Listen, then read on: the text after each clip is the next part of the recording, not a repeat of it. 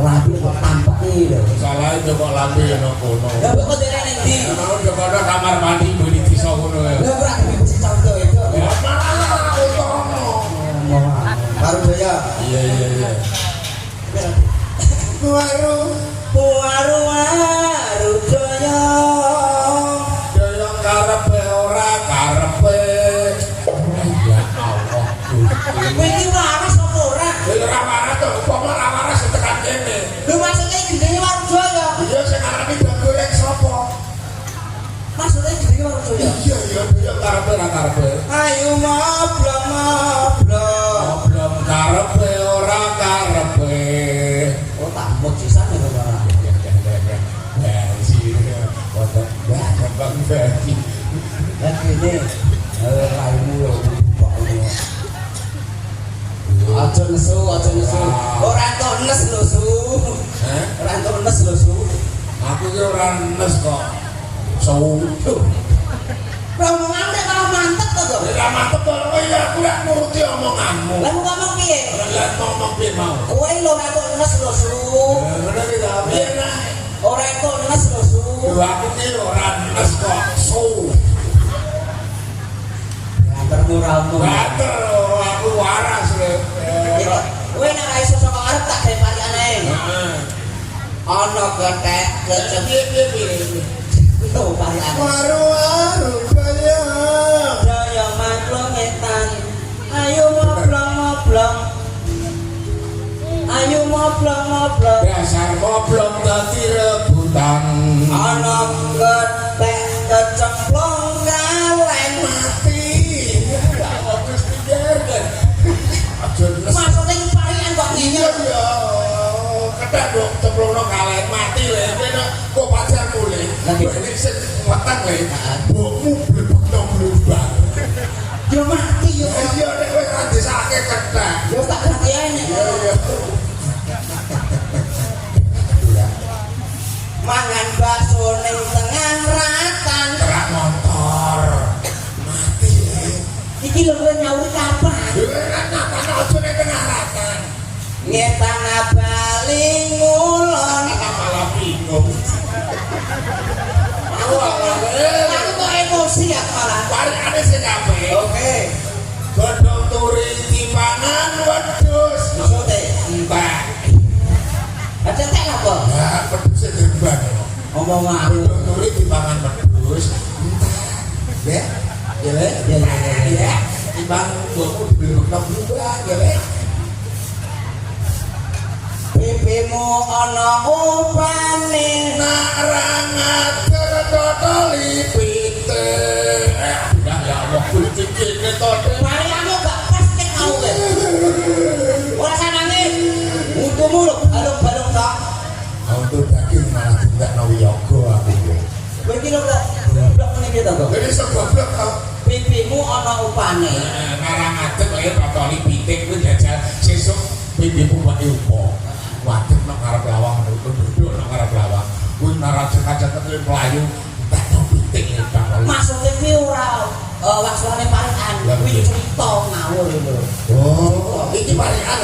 Lah ngono jero makandani. Ayo. Aja nes tosu. Aku ora nes kok.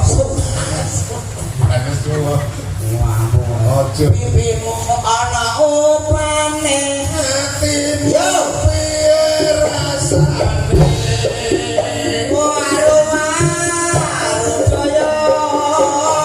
Kaya mamang ngidul. Ayo moblong. Rasar ayun rasiku. Aku paling aneh ngono penak to, Kok. Ana sapi numpak becak. Ora umum. Wis bicara kosone. Lho iki parian gantoy lho. Ora sak jenengesan le. Gue kuwi kawono bojo-bojo-bojo. Ya apa? Iki fakta. Ya. Senan ora tekan ojek. Ya kan kowe karjono kan guyon. Iya, bener kan bojo-bojo nanti mripate duwengep tenan. Nanti tekan kantor polisi deh. Karjono kan bakul sapi, nah ojek tekan Denyang. lara tenan omahe.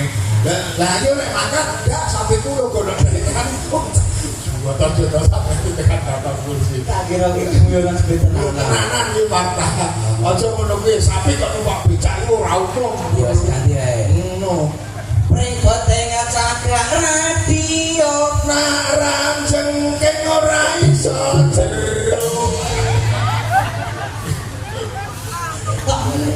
Lapan gas. Ndadel nang kene dhewe. Apa pilih iki? Apa ninggahno cangkem kulo. Ya apa sih kan? Cangkem nang kene bukti poli terus kok. Lah kok iki salah kok. Lah iki ora salah nek rambut corek. Lha iki ora THB kok. Lah ngerti nek wis salah. Maksudnya ini lho. Pringkoteng cakrak radio. Ya Pak Sulam piye? Nak ranjengking ora iso jero. Iki kan ora pendidikan. Ora sing ora pendidikan potonganmu. Yo potonganmu lho. Takono wong wedok kene. Lho, mana sarung kok tak lho. Ora. Nek sore lho. Ono. Nak wayahe rendeng. Nah terus Ngatur mari. Tempat ciko. Jeng. Iki ra imat. Nak ranjengking gak iso jero ya, Bro. Auto mana nang. Umon. Iya, ya sing ulah-ulah tepuk koyo kowe. pringkoteng Cakap cakrak. ono bapak-bapak ku barang iki. Lah kok Enak macul ya. Tahu tau Pak macul ngene. Tuan, ayo jero kapan? Ceting. pringkoteng cakrak radio. Wih, Nak ranjengke ora iso jero. omong tandur. Iya. Wis ngene. Lah aku iso tandur. Tandur ra iso yo. Wong ngene kok maksudnya iki. Lah aku gedem piye? Oh, tandur. Kabar kiting. Ya, aku kok. Yo dari takdir. Maksudnya iki praktekno kowe lho. Praktek dari ngene iki apa ora? Karepku yo ora ngono, karepku yo ngene to, Gong. Pengakuan kok yo ganteng. Dibeli kiting iki. Ape. Tak tulisane kowe. Iya. Gong. Lah kenapa? Kok ndek tani yo ora iso. Ngece. Bisa. Aku ora iso. Ngomong ngamurak tang busuk-busuk iso lho. Bisa. Iso. Ngarit. Sumpah iso. Iso ngarit iso matul iso. Jelas kok. Namanya rendeng usum baut iki lho gitu tidak.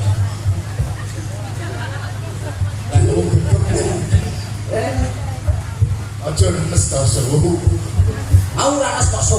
Aja bakal. Kowe kan diubar-ubar kok wong ambek gak pendidikan ya kowe iki. Aku tak takok. Nyak lele. Kowe gending ora kenon. Lho nek kowe ngarani gendeng ora.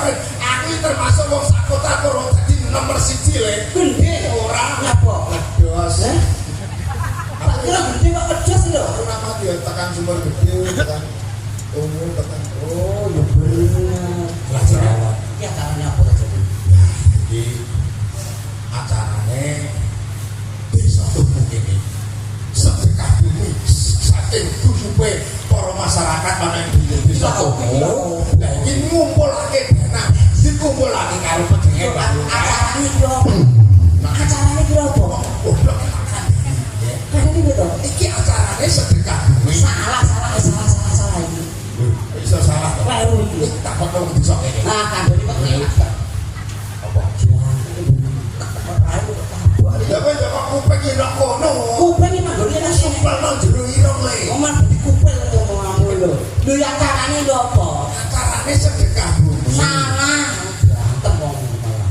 Ini iso salah. Salah. Lha kowe iso ngarani nyalah. Iki Salah. acarane apa? Acarane iki ketoprak. Ketoprak. Enak aja ya sedekah bumi. Ya ora. Aku malah kowe yang selapnya gendeng aku ya. Ora gendeng acarane wis salah. Tak takok. Ya iki kok kompak. Kompak. Ketoprak masalah ya, Bro. Yo masalah tak jelasno ya. Masalah iki ana daerah. Yo dana terus saka masyarakat sithik-sithik iso ngumpul ditanggapno ketoprak. Mosok. Heeh. Yo besok baru yo. Lah ora. Sebab kok buat ketoprak iki lho. Ya iya. Ora Sese. Coba kok apa kok desa temu ki dianakno ketoprak. duit. Nanti duit yo sapa nganggap raimu. Terus rae to lele. Nah, yo wong pengalaman sithik ngono lho. Iya. Nah, wong pengalaman itu mesti larang regane. Ini tiap tahun rutin. Biasane tanggapane wayang kulit. Wayang kulit. Kae wayang kulit wis pirang tahun kae. Pirang telu iki ping 4 bakale. Enak wayang kulit sebabnya saka apa? Ya saka kulit. Saka apa jenenge kulit misalnya saka sapi misalnya apa? Nah, saka kulite mbokmu. Wong kesuwen to, Lha kok takon wayang kulit ya saka wayang kulit lho sapi. Kulit sing apik. Sebab apa nek kulit sapi? Yo kan kuat. Mosok aku. Iya. Ah, ora. Kok iso ra ben kuat piye? Ya ora nek kulit kacang ning maino angel cilik-cilik. Malah kulit kabeh. Mulai to mulai. Iya. Ki awake dhewe melok donga. Donga. Apa jenenge? Muga wong Jaluk sangu dene Pak Lurah. Biar ditung kabeh ben entuk barokah. Amin Allahumma. Amin. Ya ya ya. Ya ora. Jaluk sangu dienggo tuku teri. Teri. Wong desa tuwa ben apa jeneng akeh rezeki. Amin Allahumma. Amin. Lan kowe Iya ya. Jaluk sangu. santai. Jenenge ae kenapa? Oh ya ben jaluk kok. Ya jaluk sangu wis entek to. Jaluk sangu. Wis entek sangune. Entek. Oh bener pari. Sampai merah pari. Yo. Jaluk sangu kecantol greng. Maksudnya Wong temu yo udah meteng bareng. kowe lambemu nek diabe to kok. Lah kok jaluk sangu yo kelintek kok. Oh terus kok cantol geden iki lho. Lah aku wong temu meteng bareng lah. Rumah sakit kewoh ya. Kowe wong ngomong Andri maksudnya. wong keikhlasan ki angel. Anane apa jenenge sayur rukun iki kabeh iso dadi apa jenenge anake ketoprak. Iya. Oleh Bapak Jamil. Jamil. Iki pokoke ikhlas jelas. Ikhlas. Aja nanti kalah karo kewan. Aja tak. Kewan sing ikhlas kok. Kok kewan ana sing ikhlas? Ono kewan kan sing ikhlas. Kewan apa sing ikhlas? Sapi. Lha kok iso to? Sapi ki ikhlas lho. Kok iso ikhlas? Kowe ndak ngerti sapi perah. Sampai perang ngerti. Sapi perah sapi yang dicuci. Lah sing diperesi. Susune nek iso diplototi. Cukup susune. Iya. Terus sore cukup susune. Diplototi. Ngono kuwi ikhlas wong. Wonge ora nutut karo sing plototi. Ngono iki lho, susuku mbok plototi kok ora rapi lho, gak ngono. Ikhlas kuwi jenenge. Beda karo manusia ya. Lho beda. Manusia. Lah kowe wani ngono ya apa bare kowe mau aku. Mulai tak mau didonga Moga apa ke bumi tunggu disedekahi mergo wong masyarakat tunggu kene ngalap barokah ngarsa dalem Allah Subhanahu wa taala. Amin. Sing disedekahi ku mau ben metu tandurane ben apa ke panene malimpah ruah. Mergo bumi iki sing dipipisi ya kono ya bumine sing diaake ya bumine sing sembarang digowake apa wae bumine kula disedekahi kang supaya tetanduran ana ing sak wilayah ana ing tunggu kene ben metu panene malimpah ruah. amin. Lah tenan percaya aku. Mulai wong iki nek ngomong-ngomong apa jeneng ibadah. Barokah. Lah kowe no ala-ala ibadahmu ora sepiro karo aku. Lah kormono.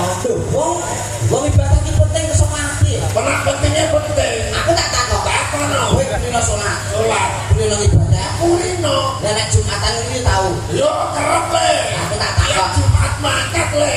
Nek pantene wong ikhlas tenan. Iya. Kowe mesti ora menggok-menggok. Kok iso Kowe budal Jumatan. Jumatan. Lho. Budal Jumatan.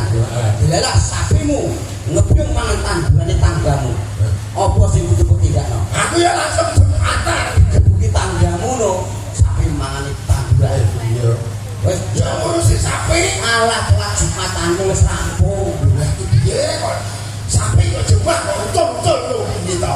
Kowe mau lapo? Lapo? Dina Jumat kok yo ucul barang mulai lapo. Kowe yang kesini lah apa? Sapi sing tak kesoni. Ah iya, gak ikhlas berarti. Beda karo aku. Lah nek kaya kowe, piye? upamane dina Jumat, kowe mangkat sapimu Jumatan. Kok sampai Jumatan iki lho. Lho kaya kowe lho. Aku sing Jumatan. Ora tau lho. Di Jumatane aku. Sing Kowe mangkat Jumatan. aku Jumatan. Pelaku 20 meter. 20 meter. Sapimu muncul ngerak mangan tabure tanggane. Apa sing kok tindakno? Nek sore Heeh. wong ikhlas niat ibadah harus sing kuwasa. Aku langsung berangkat Jumatan. Lah sapiku lebar le. Ngerusak tandurane tanggamu le. Tandurane sapa? Tanggamu. Sapine sapa? Lah sapimu. Lah aku lho sapi ya. Lah sapine tanggaku iki berarti lek duwe sapi kok kowe. lho ora duwe sapi dibekso lho. Duwe kok ora. Anu aku apa kaya kowe. Lho apa balas ora sapi balas lho. Kere malah nanti sapi. Ora itu ben pengen kaset tapi sesuk ora duwe sapi kok. Dibekso kok duwe sapi. Ya tak kon duwe lho maksudnya. Mulai nek iki acara sedekah bumi. Iki kena diarani sedekah bumi iki waktu omongan iki kudu beda. Bedane sedekah bumi. Sedekah bumi. Ana artine ciri-ciri. Katakan aku. Lho, pengalaman. Pengalaman. Takok. Sing garane Heeh. Seki selalu ingat kepada Tuhan yang Maha Kuasa. Kaya masyarakat tuku kene. Eling karo sing kuwasa. Oh iya, dheweke bedas Warasan. panjang umur, Rezeki sing paling rumpah ruwah. Kudune eling ya. Eling. Sedek. Denganmu aku bersujud bersyukur. Jadi nek sujud syukur kalau sing kuwasa nek kuwasa warasan, nek kesehatan sujud syukur kalau sing kuwasa matur suwun bersyukur kesehatan. Yo minta Angel lagi. Angel. percaya jenset yo pinter.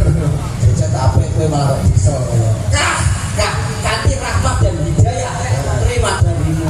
Nanti nek mendino iki kok rahmat hidayah saka sing kuwasa. kosong. Jadi ditampa atas tangan loro gawe hubungan ati. Bener pesanan. Yo, Bu, buat apa kita punya banyak harta yang melimpah? Wah, kalau tidak menyisihkan sedikit untuk beramal dan beribadah. kudune ngono. Lho no, upama kaya Kaya nyanyi kene. Iya. Upama kowe bentuk kaya 300.000. 300.000. Nyisihno 20.000 atau 10.000. Oh, Gowo ngene kotak amal. di Kalau masjid, Masjid. nek ngono yo paringi gone anak yatim sepatu. se yatim kok sepatu. Kuwi yatim sing Anak yatim diberi watu. ada bener. Yatim piatu. Yatim piatu, duitmu 10.000 atau 20.000 barokah. Oh, ngono ya. Iya Sedekah bumi.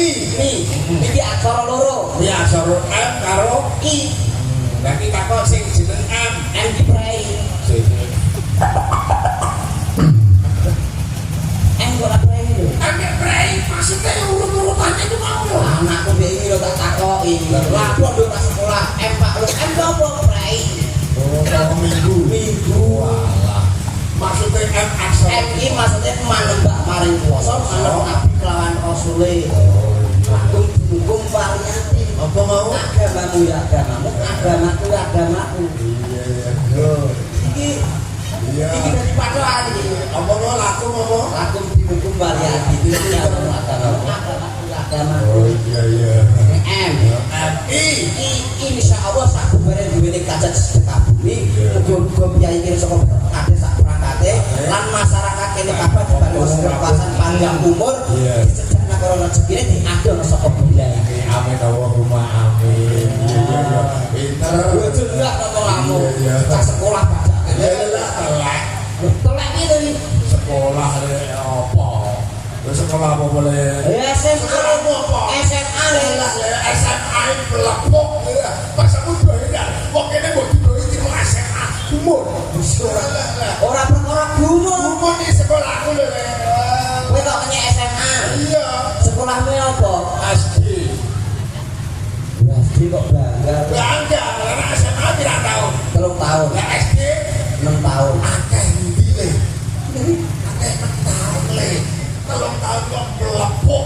Iki sekolah ora akeh-akehan. Lah terus Perkarane iki ditele nganti SD, SMP, SMA. Berarti kuwi apa jenenge dhuwur aku. iya. Nek aku yo iso kuliah. Kok kuliah kok jurusan apa le Mas Abu? Jurusan apa kok? Purwodadi Semarang. Ora jurusan kondektur apa apa iki? Nah.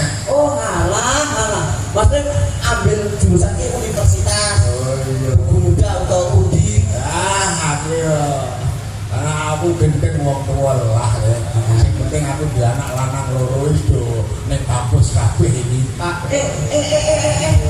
Aku tak jana orang desa, cobanya. Oh aku kulino ada. Oh, adol es tuh. Aku ini, aja kok kaya adol es tuh. Nek abang ya, duwe anak lanang loro. Saiki sing wis do ning Semarang kampus Semarang kabeh. Anakmu Iya, siji ning UGM, siji ning Undip. tak jelasnya ya. Iya, Maksudnya UGM ya kok? UGM ini Universitas Gajah Mada. Ngono. Iya. Sing Udi Universitas Diponegoro. nang kono Anggale. nang kono ya kuliah kabeh. Ya, nang kono yo bakal es.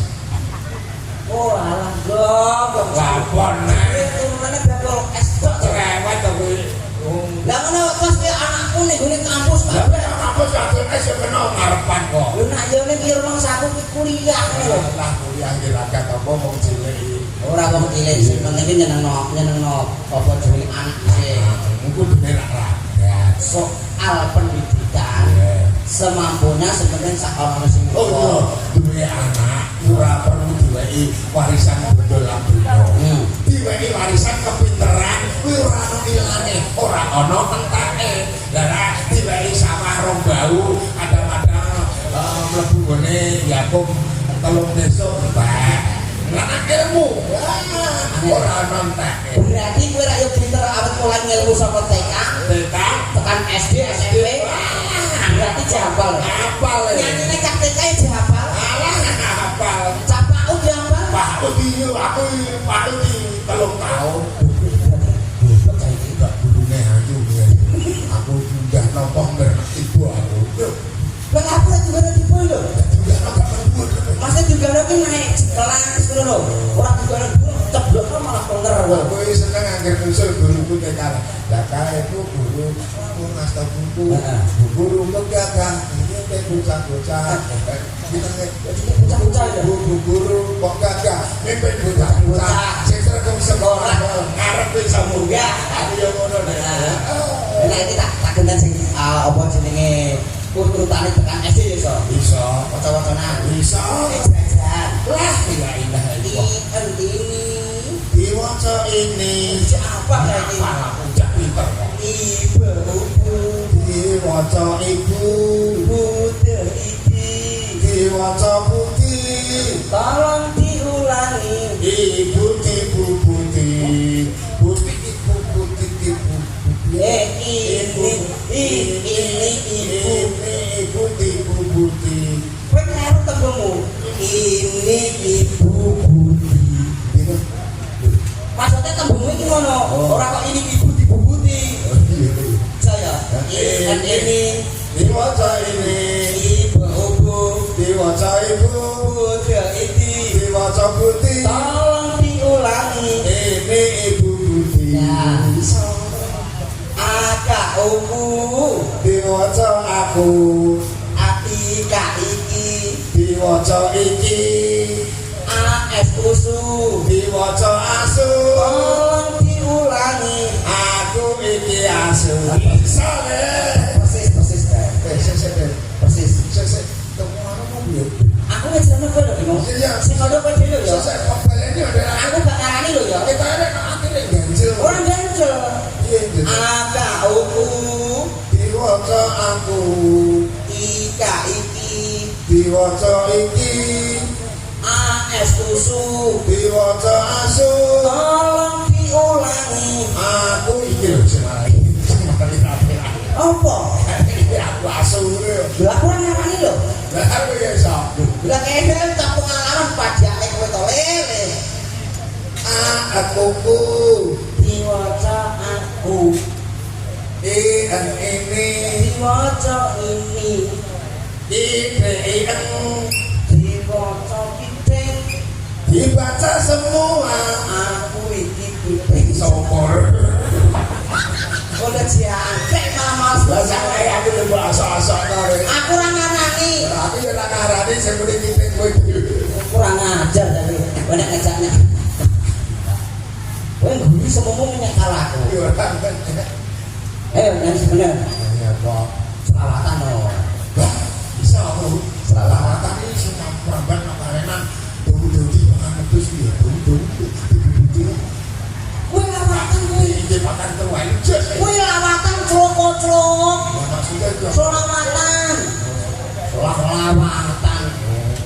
iki selawatan, Iya. acara iki sedekah barokah. barokah. Iya. Mula belum maca akeh-akeh ngodo selawatan. Ngadung selawate Kanjeng Nabi. Yo supaya apa iki barokah uripe. Allahumma sholli wa sallim ala ayo kadang kalau kita harus siapa ya mulai ya gue kok sing jawab gue ya aku sing pertama Aku jawab. gue langsung jawab Allahumma sholli wa sallim ala Aku jawab. aku jawab ini maksudnya Dari kok jawab. ya Allah Gusti maksudnya kowe iki jawab selawatane ngono Allahumma sholli wa sallim ala sayyidina wal maulana Muhammadin langsung ngono paham ya Allahumma sholli wa sallim ala Sayyidina wa maulana Muhammadin. Langsung ngono. lah apa itu gojek jadi kita temen kowe kowe nek sore ketemu gua Sore ana ngono manggon tanya ora semanggon dah itu tak. Andane kok. Coba lek tak. Mana bukti iki lho. Maksudnya nak doakan ini. Ada dama fi'il milah sholatan.